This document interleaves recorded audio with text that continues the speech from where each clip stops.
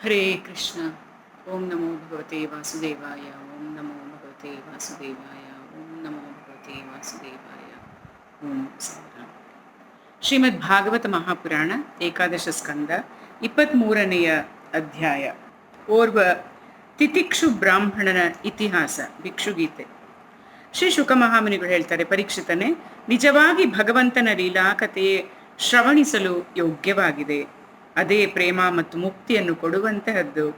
ಶ್ರೀ ಕೃಷ್ಣನ ಪರಮಪ್ರೇಮಿ ಉದ್ಧವನು ಈ ವಿಧವಾಗಿ ಪ್ರಾರ್ಥನೆ ಮಾಡಿದಾಗ ಯದುವಂಶ ಶಿರೋಮಣಿ ಶ್ರೀ ಭಗವಂತನು ಅವನ ಪ್ರಶ್ನೆಯನ್ನ ಪ್ರಶಂಸಿಸುತ್ತಾ ಅವನಲ್ಲಿ ಹೀಗೆಂದನು.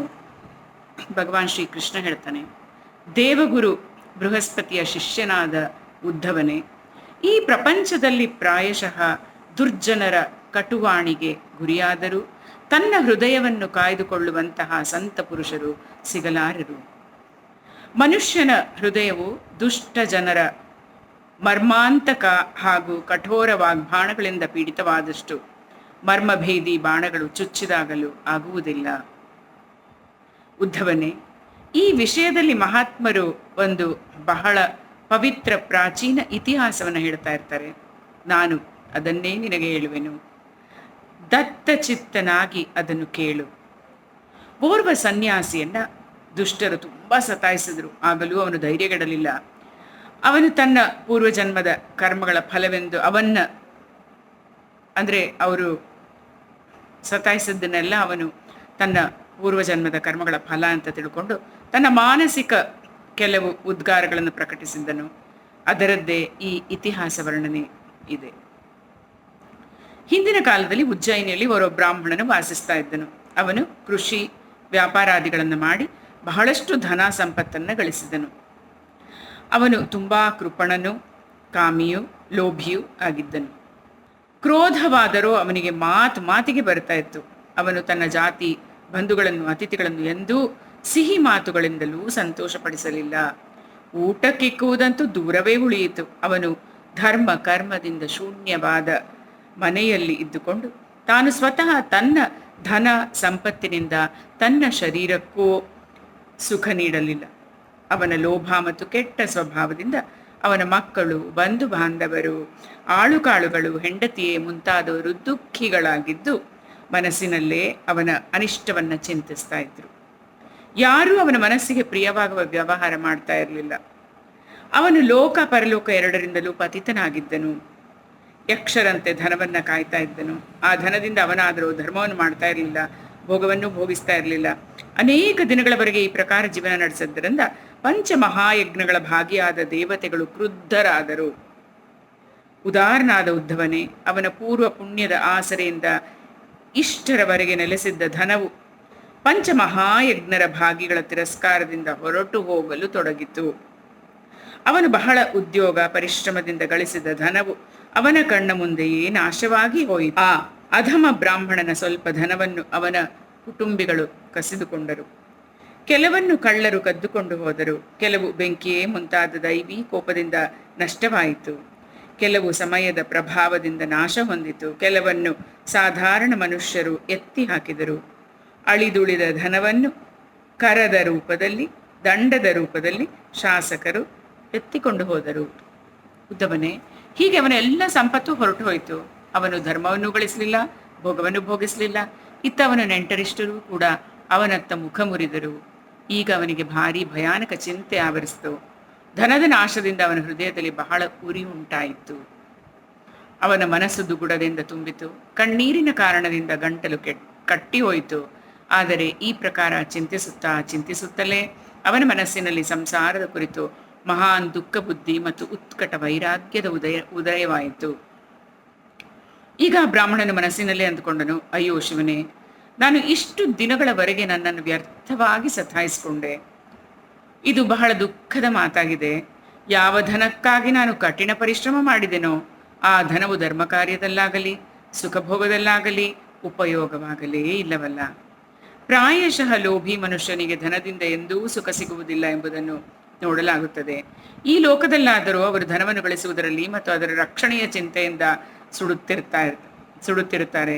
ಧರ್ಮವನ್ನು ಮಾಡದಿರುವುದರಿಂದ ಸತ್ತ ಬಳಿಕ ನರಕಕ್ಕೆ ಹೋಗುತ್ತಾರೆ.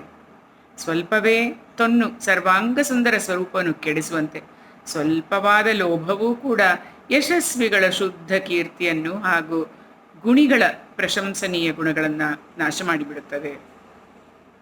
ಧನವನ್ನು ಗಳಿಸಿದ ಬಳಿಕ ಅದನ್ನು ಬೆಳೆಸುವುದರಲ್ಲಿ, ಕಾಪಾಡುವುದರಲ್ಲಿ, ವ್ಯಯ ಮಾಡುವುದರಲ್ಲಿ, ಅದರ ನಾಶದಲ್ಲಿ, ಉಪಭೋಗದಲ್ಲಿ ಎಲ್ಲಿ ನೋಡಿದರೂ ನಿರಂತರ ಪರಿಶ್ರಮ, ಭಯ, ಚಿಂತೆ, ಭ್ರಮೆ ಇವುಗಳನ್ನು ಎದುರಿಸಬೇಕಾಗುತ್ತದೆ. ಕಳ್ಳತನ, ಹಿಂಸೆ, ಸುಳ್ಳು ಮಾತನಾಡುವುದು, ದಂಭ, ಕಾಮ, ಕ್ರೋಧ, ಗರ್ವ, ಅಹಂಕಾರ, ಭೇದಬುದ್ಧಿ, ವೈರ, ಅವಿಶ್ವಾಸ, ಸ್ಪರ್ಧಾ, ಲಂಪಟತೆ, ಜೂಜು, ಹೆಂಡ ಈ 15 ಅನರ್ಥಗಳು ಮನುಷ್ಯನಲ್ಲಿ ಧನದ ಕಾರಣದಿಂದಲೇ ಪರಿಗಣಿಸಲಾಗಿದೆ. ಅದಕ್ಕಾಗಿ ಶ್ರೇಯಸ್ಕಾಮಿ ಪುರುಷನು ಸ್ವಾರ್ಥ ಹಾಗೂ ಪರಮಾರ್ಥ ವಿರೋಧಿ ಅರ್ಥನಾಮಧಾರಿ ಅನರ್ಥವನ್ನು ದೂರದಿಂದಲೇ ಬಿಟ್ಟು ಬಿಡಬೇಕು. ಅಣ್ಣ ತಮ್ಮಂದಿರು, ಪತ್ನಿ ಪುತ್ರರು, ತಂದೆ ತಾಯಿ, ಬಂಧು ಬಾಂಧವರು ಸ್ನೇಹ ಸಂಬಂಧದಿಂದ ಬಂಧಿತರಾಗಿ ಪೂರ್ಣವಾಗಿ ಒಂದಾಗಿಯೇ ಇರುತ್ತಾರೆ. ಆದರೆ ಧನದ ಕಾರಣದಿಂದ ಎಲ್ಲರೂ ಕೂಡಲೇ ಒಬ್ಬರು ಮತ್ತೊಬ್ಬರ ಶತ್ರುಗಳಾಗಿ ಹರಿದು ಹಂಚಿ ಹೋಗುತ್ತಾರೆ. ಈ ಜನರು ಸ್ವಲ್ಪವೇ ಧನಕ್ಕಾಗಿಯೂ ಕ್ಷುಬ್ಧ ಮತ್ತು ಕ್ರುದ್ಧರಾಗುತ್ತಾರೆ. ನೋಡುತ್ತಿರುವಂತೆ ಸೌಹಾರ್ದ ಸಂಬಂಧವನ್ನು ಬಿಟ್ಟು ಬಿಡುತ್ತಾರೆ. ಪರಸ್ಪರ ಸ್ಪರ್ಧೆಯಲ್ಲಿ ತೊಡಗುತ್ತಾರೆ. ಒಬ್ಬರು ಮತ್ತೊಬ್ಬರ ಸರ್ವನಾಶ ಮಾಡಿ ಪ್ರಾಣ ತೆಗೆಯುವಷ್ಟು ಮುಂದುವರಿಯುತ್ತಾರೆ. ದೇವತೆಗಳೂ ಬಯಸುವ ಮನುಷ್ಯ ಜನ್ಮವನ್ನು, ಅದರಲ್ಲಿಯೂ ಬ್ರಾಹ್ಮಣ ಶರೀರವನ್ನು ಪಡೆದುಕೊಂಡು ಅದರ ಅನಾದರ ಮಾಡುವವನು, ತನ್ನ ನಿಜವಾದ ಸ್ವಾರ್ಥ ಪರಮಾರ್ಥವನ್ನು ನಾಶ ಮಾಡುವವರು ಅಶುಭ ಗತಿಯನ್ನು ಪಡೆಯುತ್ತಾರೆ. ಈ ಮನುಷ್ಯ ಶರೀರವು ಮೋಕ್ಷ ಮತ್ತು ಸ್ವರ್ಗದ ದ್ವಾರವಾಗಿದೆ. ಇವನ್ನು ಪಡೆದಿದ್ದರೂ ಅನರ್ಥಗಳ ತವರಾದ ಧನದ ಮೋಸದಲ್ಲಿ ಯಾವ ಬುದ್ಧಿವಂತ ಮನುಷ್ಯನು ತಾನೇ ಸಿಕ್ಕಿಕೊಳ್ಳುವನು? ಯಾವ ಮನುಷ್ಯನು ದೇವತೆಗಳು, ಋಷಿಗಳು, ಪಿತೃಗಳು, ಪ್ರಾಣಿಗಳು, ಜ್ಞಾತಿ ಬಾಂಧವರು, ಕುಟುಂಬಿಗಳು ಹಾಗೂ ಧನದ ಇನ್ನಿತರ ಪಾಲುದಾರರು ಇವರಿಗೆಲ್ಲ ಅವರ ಪಾಲನ್ನು ಕೊಟ್ಟು ಸಂತೋಷಪಡಿಸುವುದಿಲ್ಲವೋ ಮತ್ತು ತಾನೂ ಅದನ್ನು ಉಪಭೋಗಿಸುವುದಿಲ್ಲವೋ ಅವನು ಯಕ್ಷನಂತೆ ಧನವನ್ನು ಕಾಯುವ ಕೃಪಣನಾಗಿ ಅವಶ್ಯವಾಗಿ ಅಧೋಗತಿಯನ್ನು ಪಡೆಯುತ್ತಾನೆ. ನಾನು ನನ್ನ ಕರ್ತವ್ಯದಿಂದ ಚ್ಯುತನಾಗಿದ್ದೇನೆ. ನಾನು ಪ್ರಮಾದದಲ್ಲಿ ಆಯುಸ್ಸನ್ನು, ಧನವನ್ನು, ಬಲವನ್ನು, ಪೌರುಷವನ್ನು ಕಳೆದುಕೊಂಡೆ. ವಿವೇಕಿ ಜನರು ಯಾವ ಸಾಧನೆಗಳಿಂದ ಮೋಕ್ಷವನ್ನೂ ಕೂಡ ಪಡೆದುಕೊಳ್ಳುವರೋ ಅವನ್ನೂ ನಾನು ಧನ ಗಳಿಸುವ ವ್ಯರ್ಥವಾದ ಪ್ರಯತ್ನದಲ್ಲಿ ಕಳಕೊಂಡು ಬಿಟ್ಟೆ. ಈಗ ವೃದ್ಧಾಪ್ಯದಲ್ಲಿ ಯಾವ ಸಾಧನೆ ಮಾಡಲಿ ಎಂದು ಆ ಬ್ರಾಹ್ಮಣನು ಪಶ್ಚಾತ್ತಾಪಪಟ್ಟನು. ದೊಡ್ಡ ದೊಡ್ಡ ವಿದ್ವಾಂಸರೂ ಕೂಡ ಧನದ ವ್ಯರ್ಥ ತೃಷ್ಣೆಯಿಂದ ನಿರಂತರ ಏಕೆ ದುಃಖಿಗಳಾಗಿರುತ್ತಾರೆ ಎಂಬುದು ನನಗೆ ತಿಳಿದಿರಲಿಲ್ಲ. ಏನೇ ಇರಲಿ, ಅವಶ್ಯವಾಗಿ ಪ್ರಪಂಚವು ಯಾರದೋ ಮಾಯೆಯಿಂದ ಅತ್ಯಂತ ಮೋಹಿತವಾಗುತ್ತಿದೆ. ಈ ಮನುಷ್ಯ ಶರೀರವು ಕಾಲನ ವಿಕರಾಳ ಹಿಡಿತದಲ್ಲಿ ಸಿಕ್ಕಿಕೊಂಡಿರುವುದು ಇವನಿಗೆ ಧನದಿಂದಾಗಲಿ, ಧನವನ್ನು ಕೊಡುವ ದೇವತೆಗಳಿಂದಾಗಲಿ, ಜನರಿಂದಾಗಲಿ, ಭೋಗ ವಾಸನೆಯಿಂದಾಗಲಿ, ಅದನ್ನು ಪೂರ್ಣಗೊಳಿಸುವುದರಿಂದಾಗಲಿ, ಪದೇ ಪದೇ ಜನ್ಮ ಮೃತ್ಯುವಿನ ಚಕ್ರದಲ್ಲಿ ಕೆಡಹುವ ಸಕಾಮ ಕರ್ಮಗಳಿಂದಾಗಲಿ ಏನು ಲಾಭವಿದೆ? ಸರ್ವದೇವ ಸ್ವರೂಪಿ ಭಗವಂತನು ನನ್ನ ಮೇಲೆ ಪ್ರಸನ್ನನಾಗಿರುವನು, ಇದರಲ್ಲಿ ಸಂದೇಹವೇ ಇಲ್ಲ. ಆದ್ದರಿಂದ ಅವನೇ ನನ್ನನ್ನು ಈ ಸ್ಥಿತಿಗೆ ತಂದು ಜಗತ್ತಿನ ಕುರಿತು ನನಗೆ ಈ ದುಃಖ ಬುದ್ಧಿ ವೈರಾಗ್ಯವನ್ನು ಕೊಟ್ಟಿರುವನು. ವಾಸ್ತವವಾಗಿ ವೈರಾಗ್ಯವೇ ಈ ಸಂಸಾರ ಸಾಗರದಿಂದ ಪಾರಾಗಲು ದೋಣಿಯಂತೆ ಇದೆ.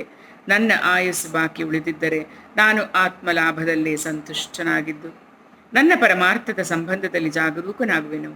ಈಗ ಉಳಿದಿರುವ ಸಮಯದಲ್ಲಿ ನನ್ನ ಶರೀರವನ್ನು ತಪಸ್ಸಿನ ಮೂಲಕ ಒಣಗಿಸಿ ಬಿಡುವೆನು. ಈಗ ನಾನು ಬೇರೆ ಏನನ್ನೂ ಬಯಸದೆ ಇದನ್ನೇ ಸಾಧಿಸುವ ಈ ಸ್ಥಿತಿಗೆ ತಲುಪಿರುವೆನು.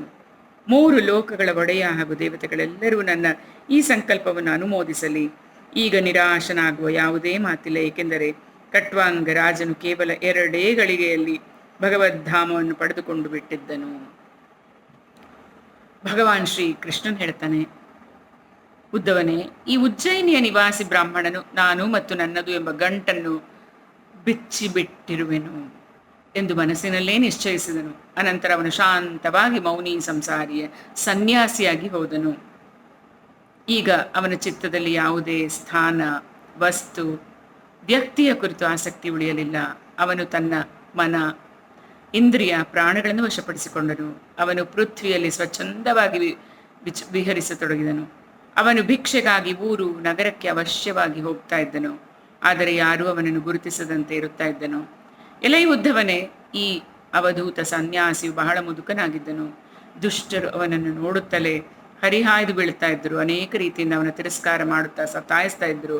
ಕೆಲವರು ಅವನ ದಂಡವನ್ನು ಕಿತ್ತುಕೊಂಡ್ರೆ, ಕೆಲವರು ಭಿಕ್ಷಾಪಾತ್ರೆ ಎತ್ತಿಕೊಂಡು ಹೋಗುತ್ತಿದ್ರು, ಕೆಲವರು ಕಮಂಡಲು ಎತ್ತಿ ಹಾಕುತ್ತಾ ಇದ್ರೆ, ಕೆಲವರು ಆಸನ, ರುದ್ರಾಕ್ಷಿ ಮಾಲೆ, ಕಂಠ ಅಂದ್ರೆ ಚಿಂದಿ ಬಟ್ಟೆಗಳನ್ನು ಮಾಡಿದ ಕೌದಿ ತೆಗೆದುಕೊಂಡು ಹೋಗ್ತಾ ಇದ್ರು. ಕೆಲವರಾದರೂ ಅವನ ಲಂಗೋಟಿ ವಸ್ತ್ರವನ್ನು ಅತ್ತ ಇತ್ತ ಎಸೆದು ಬಿಡ್ತಾ ಇದ್ರು. ಕೆಲವರು ಆ ವಸ್ತುಗಳನ್ನು ಕೊಟ್ಟು, ಕೆಲವರು ಕರುಣೆ ತೋರಿಸಿ ಮತ್ತೆ ಕಿತ್ತುಕೊಳ್ತಾ ಇದ್ರು. ಆ ಅವಧೂತನು ಮಧುಕರಿಯನ್ನು ಬೇಡಿ ತಂದು ನದೀ ತೀರದಲ್ಲಿ ಅದನ್ನು ತಿನ್ನಲು ಕುಳಿತರೆ, ಪಾಪಿ ಜನರು ಕೆಲವೊಮ್ಮೆ ಅವನ ತಲೆಯ ಮೇಲೆ ಮೂತ್ರ ವಿಸರ್ಜನೆ ಮಾಡಿಬಿಡುತ್ತಾ ಇದ್ರು. ಕೆಲವರು ಉಗುಳಿ ಬಿಡ್ತಾ ಇದ್ರು. ಆ ಜನರು ಆ ಮೌನಿ ಅವಧೂತನನ್ನು ಅನೇಕ ರೀತಿಯಿಂದ ಮಾತನಾಡುವಂತೆ ಕಾಡ್ತಾ ಇದ್ರು. ಮಾತನಾಡದಿದ್ದಾಗ ಬಡಿಯುತ್ತಾ ಇದ್ರು. ಕೆಲವರು ಅವನನ್ನು ಕಳ್ಳನೆಂದು ಬೆದರಿಸ್ತಾ ಇದ್ರು. ಕೆಲವರು ಇವನನ್ನು ಕಟ್ಟಿ ಹಾಕಿ ಅಂತ ಹೇಳ್ತಾ, ಮತ್ತೆ ಕೆಲವರು ಅವನನ್ನು ಹಗ್ಗದಿಂದ ಕಟ್ಟಿ ಹಾಕ್ತಾ ಇದ್ರು. ಕೆಲವರು ಅವನನ್ನು ತಿರಸ್ಕರಿಸುತ್ತಾ, ನೋಡಿ ನೋಡಿ ಈಗ ಈ ಲೋಭಿಯು ಧರ್ಮದ ಸೋಗು ಹಾಕಿಕೊಂಡಿರುವನು, ಧನ ಸಂಪತ್ತೆಲ್ಲ ಹೋಯಿತು, ಪತ್ನಿ ಪುತ್ರರು ಮನೆಯಿಂದ ಹೊರಹಾಕಿದ್ರು, ಈಗ ಇವನು ಭಿಕ್ಷೆ ಎತ್ತುವ ವೃತ್ತಿಯನ್ನು ತನ್ನದಾಗಿಸಿಕೊಂಡಿರುವನು. ಆಹಾ, ನೋಡಿರಲ್ಲ, ಈ ಧಡಿಯ ಭಿಕ್ಷುಕ ಧೈರ್ಯದಲ್ಲಿ ದೊಡ್ಡ ಪರ್ವತದಂತೆ ಇದ್ದಾನೆ. ಇವನು ಮೌನವಾಗಿದ್ದು ತನ್ನ ಕೆಲಸವನ್ನು ಸಾಧಿಸಿಕೊಳ್ಳಲು ಬಯಸುತ್ತಾ ಇದ್ದಾನೆ. ನಿಜವಾಗಿಯೂ ಇವನು ಬಕಪಕ್ಷಿಗಿಂತಲೂ ಮಿಗಿಲಾದ ವಂಚಕ ಮತ್ತು ದೃಢ ನಿಶ್ಚಯಿಯಾಗಿದ್ದಾನೆ ಎಂದು ಗಳಹುತ್ತಿದ್ದರು. ಕೆಲವರು ಆ ಅವಧೂತನನ್ನು ಪರಿಹಾಸ್ಯ ಮಾಡಿದರೆ, ಕೆಲವರು ಅವನ ಮೇಲೆ ಅಧೋವಾಯು ಬಿಡುತ್ತಾ ಇದ್ದರು. ಸಾಕು ಪಕ್ಷಿಗಳಾದ ಗಿಳಿ, ಮೈನಾ, ಹಕ್ಕಿಗಳನ್ನು ಜನರು ಬಂಧಿಸಿ ಪಂಜರದಲ್ಲಿ ಕೂಡಿ ಹಾಕುವಂತೆ ಅವನನ್ನು ಬಂಧಿಸಿ ಮನೆಗಳಲ್ಲಿ ಕೂಡಿ ಹಾಕ್ತಾ ಇದ್ರು. ಆದರೆ ಅವನು ಬಾಯಿ ಮುಚ್ಚಿಕೊಂಡು ಎಲ್ಲವನ್ನೂ ಸಹಿಸ್ತಾ ಇದ್ದನು. ಅವನಿಗೆ ಕೆಲವೊಮ್ಮೆ ಜ್ವರಾದಿಗಳ ಕಾರಣ ದೈಹಿಕ ಪೀಡೆ ಸಹಿಸಬೇಕಾಗ್ತಾ ಇತ್ತು. ಕೆಲವೊಮ್ಮೆ ಚಳಿ, ಸೆಕೆ ಮುಂತಾದ ದೈವಿ ಕಷ್ಟಗಳನ್ನು ಅನುಭವಿಸಬೇಕಾಗ್ತಾ ಇತ್ತು. ಕೆಲವೊಮ್ಮೆ ದುರ್ಜನರು ಅಪಮಾನಾದಿಗಳಿಂದ ಅವನಿಗೆ ಭೌತಿಕ ಕಷ್ಟ ಕೊಡ್ತಾ ಇದ್ರು. ಆದರೆ ಸನ್ಯಾಸಿಯ ಮನಸ್ಸಿನಲ್ಲಿ ಇವುಗಳ ಯಾವ ವಿಕಾರಗಳು ಆಗ್ತಾ ಇರಲಿಲ್ಲ. ಇವೆಲ್ಲವೂ ನನ್ನ ಹಿಂದಿನ ಜನ್ಮದ ಕರ್ಮಗಳ ಫಲವಾಗಿದೆ, ಇದನ್ನು ನಾನು ಅವಶ್ಯವಾಗಿ ಭೋಗಿಸಲೇಬೇಕಾಗುವುದು ಎಂದು ತಿಳಿಯುತ್ತಾ ಇದ್ದನು. ನೀಚ ಜನರು ಅನೇಕ ರೀತಿಯ ತಿರಸ್ಕಾರಗೈದು ಅವನ ಧರ್ಮದಿಂದ ಪತನವಾಗಿಸಲು ಪ್ರಯತ್ನಿಸ್ತಾ ಇದ್ರು. ಅವನು ಭಾರೀ ದೃಢತೆಯಿಂದ ತನ್ನ ಧರ್ಮದಲ್ಲಿ ಸ್ಥಿರವಾಗಿರ್ತಾ ಇದ್ದನು.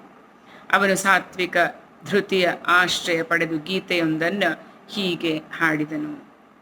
ಬ್ರಾಹ್ಮಣನು ಹೇಳ್ತಾನೆ, ನಾಯಂ ಜನೋ ಮೇ ಸುಖ ದುಃಖ ಹೇತುರ್ನ ದೇವತಾತ್ಮ ಗ್ರಹ ಕರ್ಮ ಕಾಲಾಹ ಮನಃಪರಂ ಕಾರಣ ಮಾಮನಂತಿ ಸಂಸಾರ ಚಕ್ರಂ ಪರಿವರ್ತಯೇದ್ಯತ್. ನನ್ನ ಸುಖ ಅಥವಾ ದುಃಖದ ಕಾರಣರು ಈ ಮನುಷ್ಯರಾಗಲಿ, ದೇವತೆಗಳಾಗಲಿ, ಶರೀರವಾಗಲಿ, ಗ್ರಹಗಳಾಗಲಿ, ಕರ್ಮವಾಗಲಿ, ಕಾಲವಾಗಲಿ ಯಾವುದೂ ಅಲ್ಲ. ಶ್ರುತಿಗಳು, ಮಹಾತ್ಮರು ಮನಸ್ಸನ್ನೇ ಇದರ ಪರಮ ಕಾರಣವೆಂದು ಹೇಳುತ್ತಾರೆ. ಮನಸ್ಸೇ ಈ ಸಂಸಾರ ಚಕ್ರದಲ್ಲಿ ಜೀವಿಯನ್ನ ಅಲಿಸುತ್ತದೆ. ನಿಜವಾಗಿಯೂ ಈ ಮನಸ್ಸು ಬಹಳ ಬಲಿಷ್ಠವಾಗಿದೆ. ಇದೇ ವಿಷಯಗಳನ್ನು, ಅವುಗಳ ಕಾರಣ ಗುಣಗಳನ್ನು, ಅವುಗಳೊಂದಿಗೆ ಸಂಬಂಧವಿರಿಸುವ ವೃತ್ತಿಗಳನ್ನು ಸೃಷ್ಟಿಸಿದೆ. ಆ ವೃತ್ತಿಗಳ ಅನುಸಾರವೇ ಸಾತ್ವಿಕ, ರಾಜಸ, ತಾಮಸ ಹೀಗೆ ಅನೇಕ ಪ್ರಕಾರದ ಕರ್ಮಗಳು ನಡೆಯುತ್ತವೆ. ಕರ್ಮಗಳನುಸಾರವೇ ಜೀವಿಯ ವಿವಿಧ ಗತಿಗಳಾಗುತ್ತವೆ. ಮನಸ್ಸಿನ ವೃತ್ತಿಗಳ ಮೂಲಕವೇ ಕರ್ಮ ಪರಂಪರೆ ಉಂಟಾಗುತ್ತದೆ. ಆತ್ಮನಾದರೋ ನಿಷ್ಕ್ರಿಯನಾಗಿ ಕರ್ಮಗಳ ಸಂಗದಿಂದ ರಹಿತನಾಗಿದ್ದಾನೆ.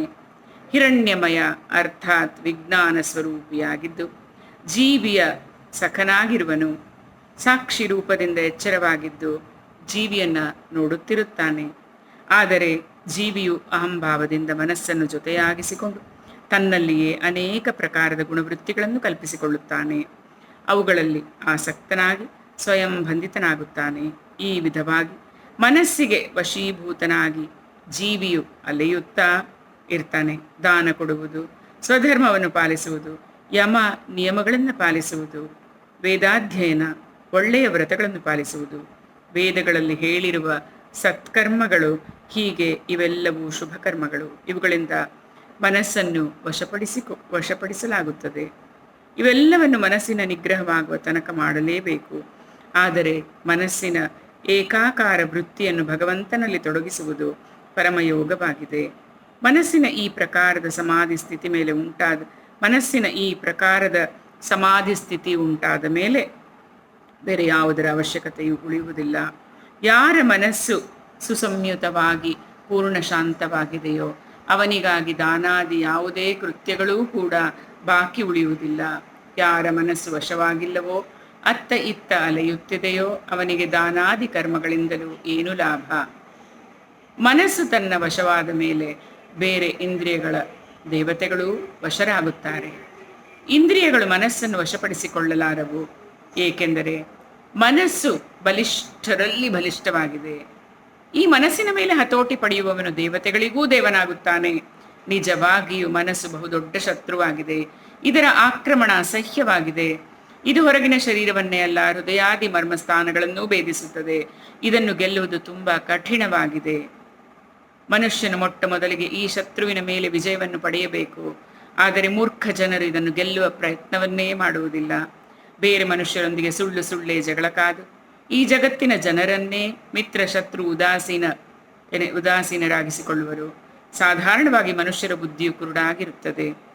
ಆದ್ದರಿಂದ ಅವರು ಈ ಮನಃಕಲ್ಪಿತ ಶರೀರವನ್ನು ನಾನು ನನ್ನದು ಎಂದು ತಿಳಿದುಕೊಳ್ಳುತ್ತಾರೆ. ಮತ್ತೆ ಇದು ನಾನಾಗಿದ್ದೇನೆ, ಇದು ಬೇರೆಯಾಗಿದೆ ಎಂಬ ಭ್ರಮೆಯ ಉರುಳಿನಲ್ಲಿ ಸಿಕ್ಕಿ ಹಾಕಿಕೊಳ್ಳುತ್ತಾರೆ.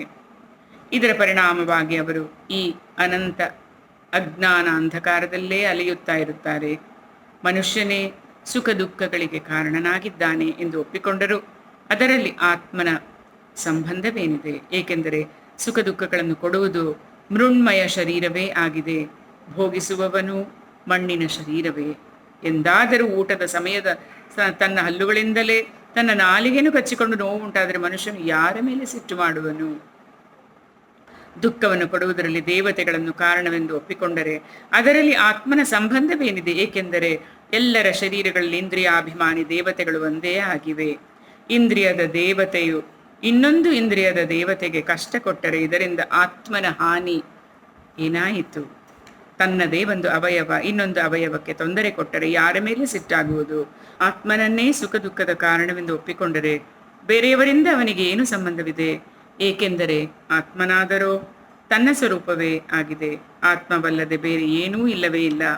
ಕಂಡು ಬರುವುದೆಲ್ಲವೂ ಮಿಥ್ಯೆಯೇ ಆಗಿದೆ. ಆತ್ಮನು ಆನಂದ ಸ್ವರೂಪನಾಗಿದ್ದಾನೆ. ಅಲ್ಲಿ ಸುಖ ದುಃಖ ಎರಡೂ ಇಲ್ಲ. ಹಾಗಾದರೆ ಸಿಟ್ಟು ಯಾರ ಮೇಲೆ ಮಾಡುವುದು? ಸುಖ ದುಃಖಗಳನ್ನು ಕೊಡುವವರು ಗ್ರಹಗಳು ಎಂದು ಒಪ್ಪಿಕೊಂಡರೆ ಅಜನ್ಮ ಆತ್ಮನಿಗೆ ಸುಖ ದುಃಖಗಳನ್ನು ಕೊಡಲು ಅವು ಕಾರಣವಾಗಲಾರವು. ಏಕೆಂದರೆ ಹುಟ್ಟಿದವನಿಗೆ ಗ್ರಹಗಳು ಪೀಡೆ ಕೊಡಬಲ್ಲರು. ಆತ್ಮನು ಶಾಶ್ವತನಾಗಿದ್ದಾನೆ. ಶರೀರ ನಾಶವುಳ್ಳದ್ದಾಗಿದೆ. ಆದ್ದರಿಂದ ಗ್ರಹಗಳ ಪ್ರಭಾವ ಶರೀರದ ಮೇಲೆಯೇ ಬೀಳಬಲ್ಲದು. ಆತ್ಮನಿಗೆ ಅದರೊಂದಿಗೆ ಯಾವ ಸಂಬಂಧವೂ ಇಲ್ಲ. ಹಾಗಾದರೆ ಕ್ರೋಧ ಯಾರ ಮೇಲೆ ಮಾಡುವುದು? ಕರ್ಮಗಳನ್ನೇ ಸುಖ ದುಃಖದ ಕಾರಣವೆಂದು ಒಪ್ಪಿಕೊಂಡರೆ ಅವುಗಳೊಂದಿಗೆ ಆತ್ಮನ ಸಂಬಂಧ ಏನಿದೆ?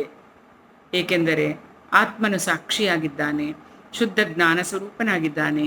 ಜಡ ಮತ್ತು ಚೇತನಗಳು ಸೇರದೆ ಕರ್ಮ ಸಂಭವವಿಲ್ಲ. ಅವನು ಕರ್ಮಗಳಿಂದ ಸರ್ವತಾ ನಿರ್ಲಿಪ್ತನಾಗಿರುವನು. ದೇಹವು ಜಡವಾಗಿರುವುದರಿಂದ ಏನೂ ಮಾಡುವುದಿಲ್ಲ. ಅದೇ ರೀತಿ ಆತ್ಮ ಚೇತನವಾಗಿದೆ. ಆದ್ದರಿಂದ ಕರ್ಮಗಳ ಸಂಬಂಧವಿಲ್ಲ. ಹೀಗೆ ಕರ್ಮ ಮೂಲಕ ಸುಖ ದುಃಖಗಳು ಮತ್ತು ಆತ್ಮನಿಗೆ ಯಾವ ಸಂಬಂಧವಿದೆ? ಹಾಗೂ ಅವನು ಯಾರ ಮೇಲೆ ಸಿಟ್ಟು ಮಾಡುವುದು? ಕಾಲವನ್ನು ಸುಖ ದುಃಖವನ್ನು ಕೊಡುವನೆಂದು ಒಪ್ಪಿಕೊಂಡರೆ ಕಾಲ ಮತ್ತು ಆತ್ಮ ಒಂದೇ ಆಗಿದೆ. ಈ ರೀತಿ ಆತ್ಮನಿಂದ ಆತ್ಮನಿಗೆ ಕಷ್ಟವಾಗುವುದಿಲ್ಲ. ಅಗ್ನಿಗೆ ಅಗ್ನಿಯಿಂದ ತಾಪವಾಗುವುದಿಲ್ಲ. ಮಂಜುಗಡ್ಡೆಯಿಂದ ಮಂಜುಗಡ್ಡೆಗೆ ಶೀತಲತೆ ಬಾಧಿಸದು. ಹಾಗೆಯೇ ಆತ್ಮನಿಗೂ ಸುಖ ದುಃಖಾದಿ ದ್ವಂದ್ವಗಳು ಇಲ್ಲ. ಇಂತಹ ಸ್ಥಿತಿಯಲ್ಲಿ ಸಿಟ್ಟು ಯಾರ ಮೇಲೆ ಮಾಡುವುದು? ಪ್ರಕೃತಿಯಿಂದಲೂ ಅತೀತನಾದ ಆತ್ಮನಿಗೆ ಯಾರಿಂದಲೂ ಯಾವ ರೀತಿಯಿಂದಲೂ ದ್ವಂದ್ವಗಳ ಸ್ಪರ್ಶವಾಗುವುದಿಲ್ಲ. ಇರುವ ಈ ಅಹಂಕಾರವೇ ಸಂಸ್ಕೃತಿ ರೂಪವಾಗಿದೆ. ಆದ್ದರಿಂದಲೇ ದ್ವಂದ್ವಗಳು ಉಂಟಾಗುತ್ತವೆ. ಈ ದ್ವಂದ್ವಗಳಿಂದ ಜನ್ಮ ಮೃತ್ಯು ಉಂಟಾಗುತ್ತದೆ. ಆದರೆ ಆತ್ಮ ಈ ದ್ವಂದ್ವಗಳಿಂದ ಮುಕ್ತವಾಗಿದೆ. ಹೀಗೆ ತಿಳಿದುಕೊಂಡ ಯೋಗಿಯು ಯಾವ ಪ್ರಾಣಿಗೂ ಹೆದರುವುದಿಲ್ಲ. ಹಿಂದೆ ಮಹರ್ಷಿಗಳು ಆಶ್ರಯಿಸಿದ ಆಧ್ಯಾತ್ಮ ನಿಷ್ಠೆಯನ್ನೇ ನಾನೂ ಆಶ್ರಯ ಪಡುವೆನು. ಈ ಪ್ರಕಾರ ಭಗವಾನ್ ಮುಕುಂದನ ಚರಣಕಮಲಗಳ ಸೇವೆಯ ಪ್ರಭಾವದಿಂದ ಈ ಅಜ್ಞಾನ ರೂಪಿ ಅಗಾಧ ಸಂಸಾರ ಸಾಗರವನ್ನು ದಾಟಿ ಹೋಗುವೆನು. ಭಗವಾನ್ ಶ್ರೀಕೃಷ್ಣ ಹೇಳ್ತಾನೆ, ಎಲೈ ಉದ್ದವನೇ, ಆ ಅವಧೂತ ಬ್ರಾಹ್ಮಣನು ನಷ್ಟವಾಗಿ ಹೋದ ಧನದ ಕ್ಲೇಶವನ್ನು ಪೂರ್ಣವಾಗಿ ಕಳೆದುಕೊಂಡನು. ಈಗ ಅವನು ಪ್ರಪಂಚದಿಂದ ವಿರಕ್ತನಾಗಿದ್ದು ಸನ್ಯಾಸಿಯಾಗಿ ಭೂಮಿಯಲ್ಲಿ ಸ್ವಚ್ಛಂದವಾಗಿ ವಿಚರಿಸುತ್ತಿದ್ದನು. ದುಷ್ಟರು ಅವನನ್ನು ಬಹಳವಾಗಿ ಕಾಡಿದರೂ ಅವನು ತನ್ನ ಧರ್ಮದಿಂದ ವಿಚಲಿತನಾಗದೆ ಅಚಲನಾಗಿದ್ದನು. ಆಗ ಆ ಮೌನಿ ಅವಧೂತನು ತನ್ನ ಮನಸ್ಸಿನಲ್ಲೇ ಈ ಮೇಲಿನ ಗೀತೆಯನ್ನು ಹಾಡಿದ್ದನು. ಉದ್ಧವನೇ, ಈ ಪ್ರಪಂಚದಲ್ಲಿ ಮನುಷ್ಯನಿಗೆ ಬೇರೆ ಯಾರೂ ಸುಖ ದುಃಖಗಳನ್ನು ಕೊಡುವುದಿಲ್ಲ. ಇದಾದರೂ ಅವನ ಚಿತ್ತದ ಭ್ರಮೆ ಮಾತ್ರವಾಗಿದೆ.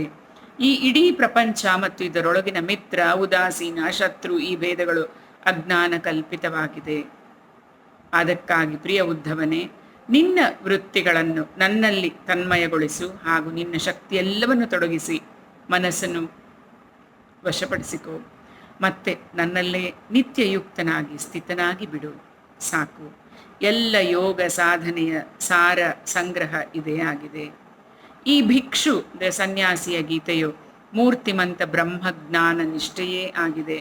ಇದನ್ನು ಏಕಾಗ್ರ ಚಿತ್ತದಿಂದ ಕೇಳಿ ಹೇಳಿ ಧಾರಣೆ ಮಾಡುವವನು ಎಂದೂ ದುಃಖಾದಿ ದ್ವಂದ್ವಗಳಿಗೆ ವಶನಾಗಲಾರನು. ಇಲ್ಲಿಗೆ 23ನೇ ಅಧ್ಯಾಯವು ಮುಗಿಯಿತು. ಇತಿ ಶ್ರೀಮದ್ಭಾಗವತೆ ಮಹಾಪುರಾಣೆ ಪಾರಮಹಂಸ್ಯಾಂ ಸಂಹಿತಾಯಾಂ ಏಕಾದಶ ಸ್ಕಂದೆ ತ್ರಯೋವಿಂಶೋಧ್ಯಾಯಃ. ಶ್ರೀಕೃಷ್ಣಾರ್ಪಣಮಸ್ತು. ಓಂ ನಮೋ ಭಗವತೆ ವಾಸುದೇವಾಯ. ಓಂ ನಮೋ ಭಗವತೆ ವಾಸುದೇವಾಯ. ಓಂ ನಮೋ ಭಗವತೆ ವಾಸುದೇವಾಯ. ಓಂ ಸಾಯಿ.